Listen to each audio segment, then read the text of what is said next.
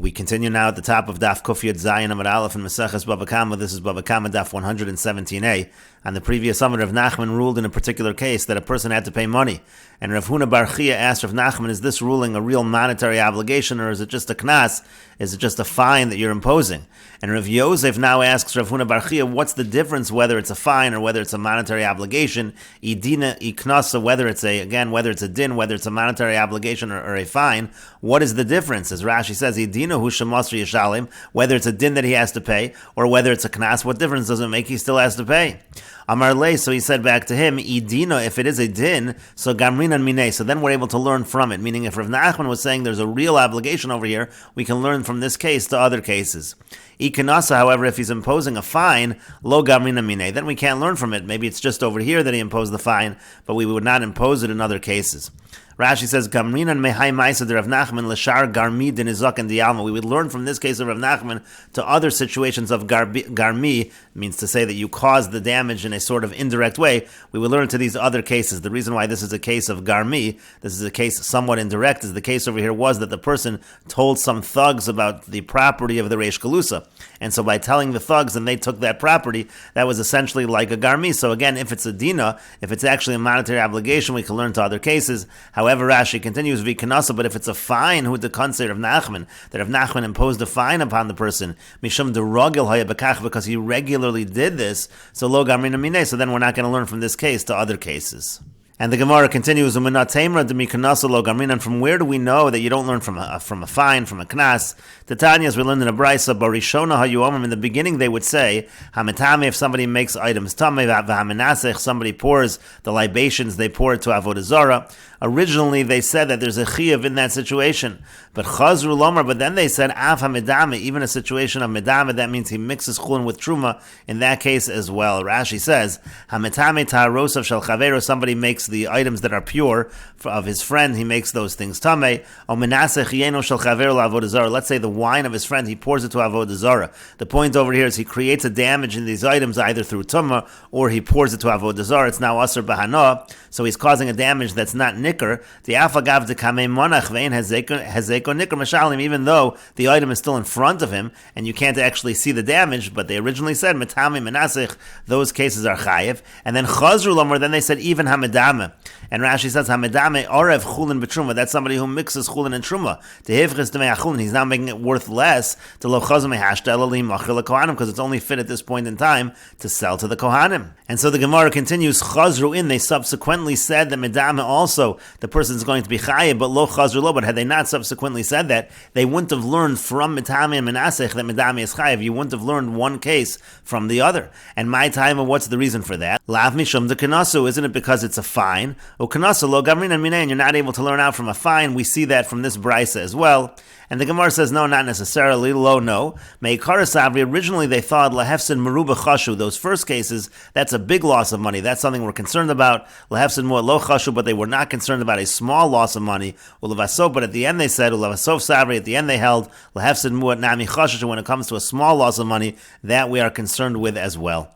And Rashi says, first, lo chazru lo, hainu gamrinon, medame menasech, means to say that we would have been able to learn out medame from menasech, but it sounds like, again, we're not really able to learn out one from the other. That's what the Gemara says. Why is it that we're not able to learn out one from the other? The Gemara initially thinks because it's a knas, because it's a fine, but then the Gemara says, no, the reason we didn't learn out is because lahefsid meruba. Metame truma, for example, if somebody is metame truma, he makes the truma tameh, Hefsid Meruba, that's a great loss. Tesulo chazi lachila, now you can't eat that truma anymore.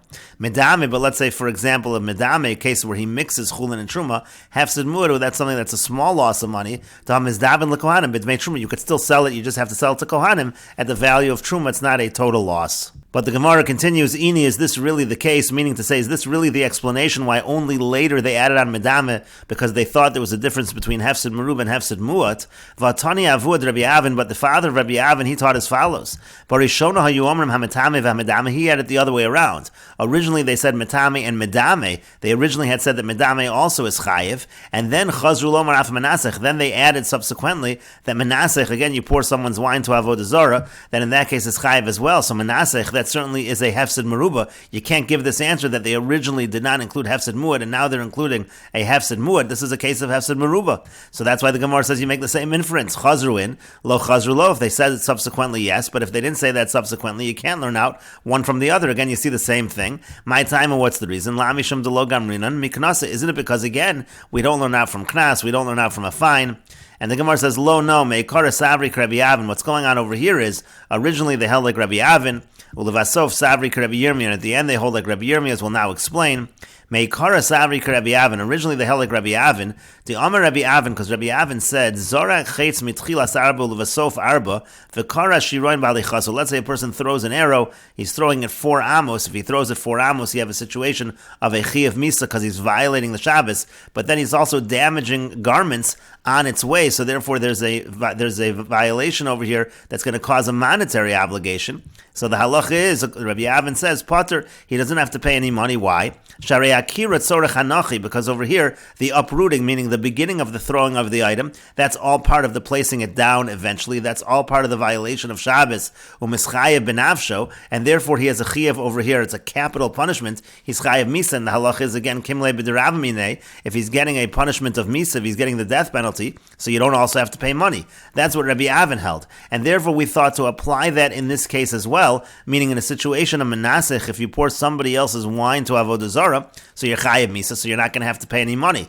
That's what they originally held, and that's why they didn't include the case of menasech. However, ulevaso, but at the end, savri Rabbi Yirmiyah.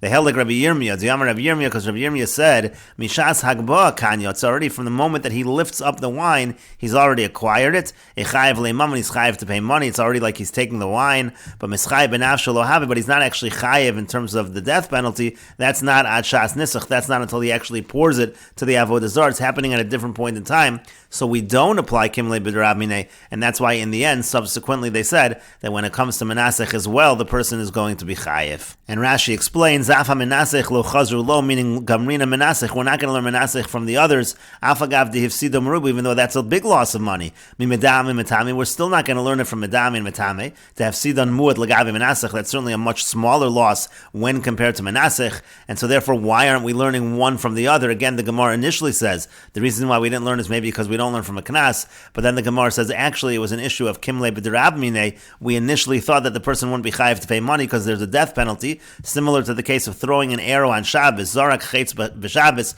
Rashi says throwing an arrow on Shabbos, akira tzarech hanocha. So the uprooting it from where it is, it's all part of the placing it down, meaning dekevon debein akira lahanocha. Since between the time that he uprooted the arrow and that the time that it settled, kara, so it tore these garments, nimtza ma'isa Shabbos u'ma'isa akira boin kechad. It comes out that the violation of Shabbos and also the violation, or in this case what it really means to say, is the damage to the articles happening at the same time. When we don't say that from the time it's uprooted there's a chiyuv to pay money, but he's not chayiv misa until it actually lands, we don't say that, because we say akira is sorech hanocha, the akira also is part of the chiyuv misa, and therefore you don't have to pay money. That's how we understand that. We'll take a look at the Bach's Girsa. It says Maisa Shabbos u'Maisa Kriya. It shouldn't be Akira, it should be Maisa Kriya, meaning the violation of the Shabbos and then the monetary obligation of tearing the garments. So in that case, Boin Kecha there at the same time. Again, V'lo Amrina Mishas Kriya Chayev. We don't say that he's Chayev the money earlier because you have to wait until the Hanocha, ad Shas Hanochas HaChetz. We don't say that until that when it rests. We're going to say only at that point in time you're Chayev me. So we don't say that. We say Akira Tzorach Hanoch and therefore you're Potter. And so we thought to say here also, that the lifting up of the wine is all part of the libations. So then the paying of the money and the obligation of Misa, the death penalty for Avodah Zarah, that initially we think is at the same time. And therefore, since we think it's at the same time, we think it should be Potter. But then subsequently they said no, from the time that he lifts up the wine, so already at that point in time he acquires it, he's chayav to pay money, but the chiyuv in terms of the death penalty doesn't happen until he actually pours it to Avodah Zarah, and therefore there is an obligation to pay the monetary debt. And the Gemara continues, Rav Huna bar Yehuda ikla levei Evyone. Rav Huna bar Yehuda went to Bei Evyone, that's the name of a place. Asal Kame de Rav, he came before Rav. Amar Le said to him, Klum Maisa Baliyotcha, have there been any cases that have come before you? Amar Le, he said to him, Yisrael Shansu Ovdei Kochavim Vehera Mamon Chavero. Baliyadi, there was a case of a Jew, and he was coerced by non-Jews to show the money of his friend, that money would be confiscated. V'chayavtivin, for showing that money, for pointing them in that direction, I made him chayiv.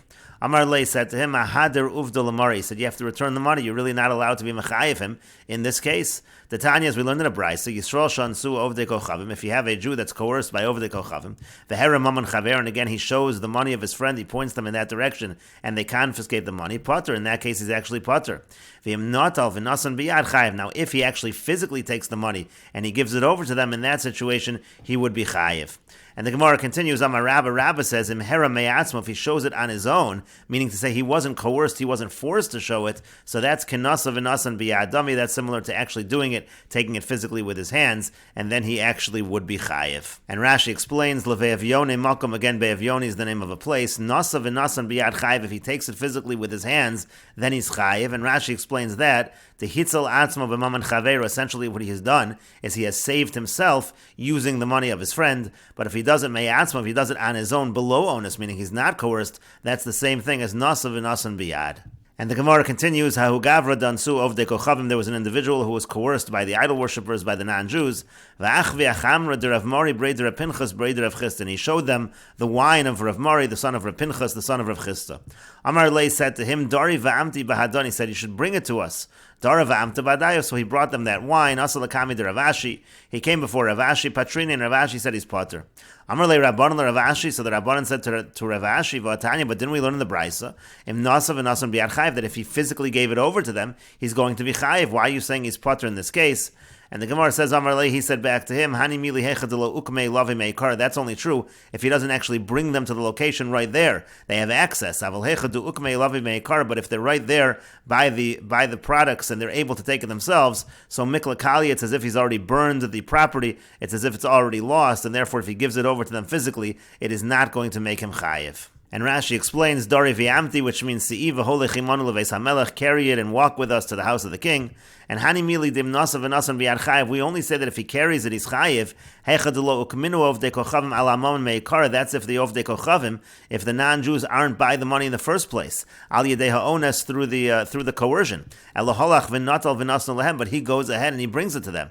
And then we say it's chayiv. Aval hacha, but over here, du ukminu ala yayin, we're already there right by the wine, so kali it's considered like it's already burned, it's already lost. Vahi shaita potter, on that moment, the fact that he brought them to that area, and on that potter he's potter, ki amtu sudid hu amtu, because now, when he now brings it for them, it's already theirs, and therefore he's not going to be chayiv. And the Gemara continues, Eisvei Rabbi Avo, Rav Ashi, Rabbi Avo asked Rav Ashi the following question from a brisa.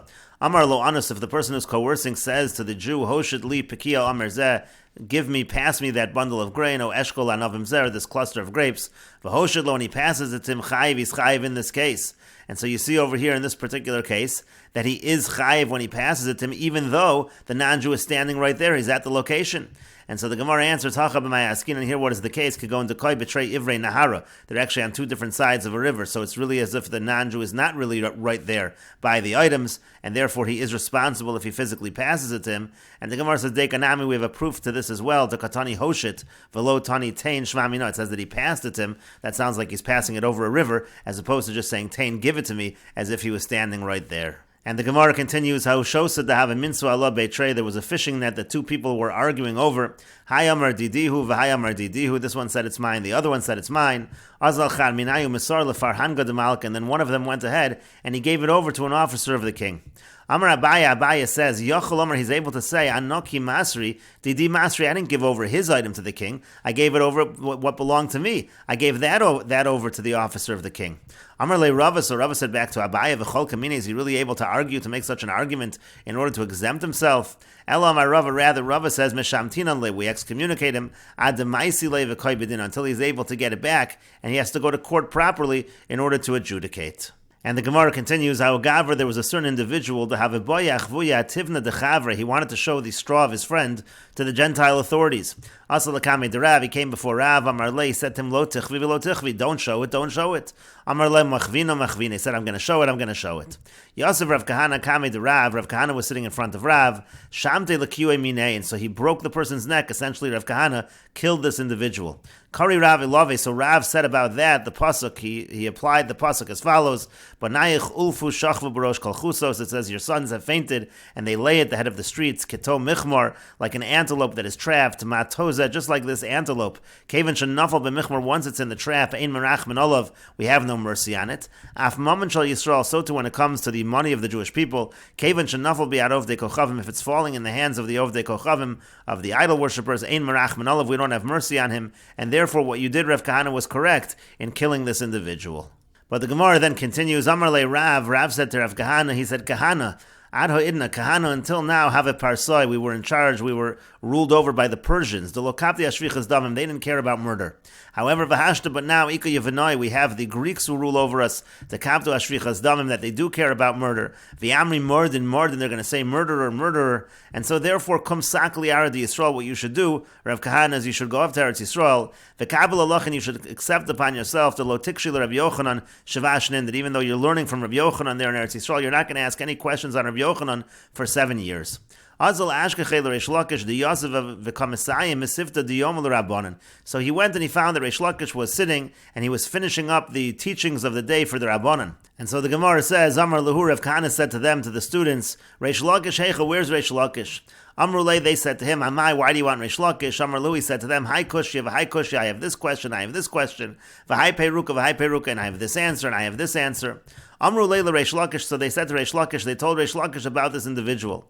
Azal Reish Lakish went to Amrulay Rabbi Yochanan, and he said to Rabbi Yochanan, Ari Allah mi Bavel, he said, there's a lion who has come up from Bavel, Liayin mar b'mesifta de l'machar. Let the master examine the lecture he will deliver tomorrow. Essentially, Reish Lakish said, Rav Kahana is going to have some strong questions against you, Rabbi Yochanan. You have to be careful in tomorrow's lecture. Kamma. So the next day they put Rav Kahana, that he sat in the first row, Kamma Rav Yochanan, in front of Rav Yochanan. Amar Shmaita, and Rav Yochanan said something, V'lo he asked no questions. Shmaita V'lo he said another teaching, and there were no questions.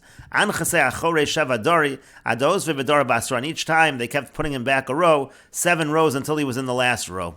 Amar le Rabbi Yochanan and Rav Shimon ben Lakish, and Rabbi Yochanan said to Rav Shimon ben Lakish, Arisha Amrit, this lion that you talked about, Nasa Shul, he's like a fox, he's nothing. He's not asking any questions. Amar, he said, Yehei Rava Dahani Sheva Dori, Lahav Echil of Sheva Shenin. So Rav Kahana said, let it be the will of HaKadosh Baruch Hu that these 7 rows that I have moved back, they should be in exchange for the 7 years. The Amar Li Rav, that Rav said to me, I couldn't ask questions for 7 years. This should be instead of that, and I should be able to ask questions. And the Gemara continues, Kamma Kari, Rav Kahana stood up on his legs, and Amar Le, he said, Nahadir Mar Bereisha, let the master start the lecture over again. And Amar Shmaita, this time he said a teaching V'yakshay, and he asked questions. And Ukmei B'dara Kamma, he went to the front row. Amar Shmaita V'yakshay, he said over teaching, he asked a question. And Rabbi Yochanan have a Yosef Asheva Bistarki, and Rabbi Yochanan was sitting on 7 rugs. Shalfi Leichada Bistarka Mituse. So when he heard this first question, he took away one of the rugs from underneath him. Amar Shmaita, and he said a teaching V'yakshay, he asked him another question. Adat Shalfi Leikulu Bistarki, eventually all of the rugs were removed Mituse from under him. Adat Yosef Alar, until he was finally sitting on the ground itself. Rabbi Yochanan Gavra Saba Havin. The Gemara says Rabbi Yochanan was an older man, and so his eyebrows, they were covering over his eyes, he couldn't see. Amar Lu, he said to them, he said to the students, Dalu le'ene, raise my eyes, va'achzia, that I should be able to see this individual who's in front of him. And so the Gemara says, Dalu le b'machalta dechaspa, they raised his eyebrows with a silver eye brush. Chazad de parte sivasa, and he saw that he had a split lip. That's referring to Rav Kahana. He had a split lip, and it was because of a wound. Savar achach kamachayich be, but he thought Rav Kahana is laughing at him.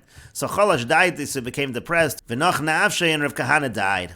L'machar, the next day, Amar Lahu Rabbi Yochanan the Rabbanan, Rabbi Yochanan said to the Rabbanan, Chazisu lebavla, did you see the Babylonian? Hey Chiyavid, what he was doing, that he was mocking me.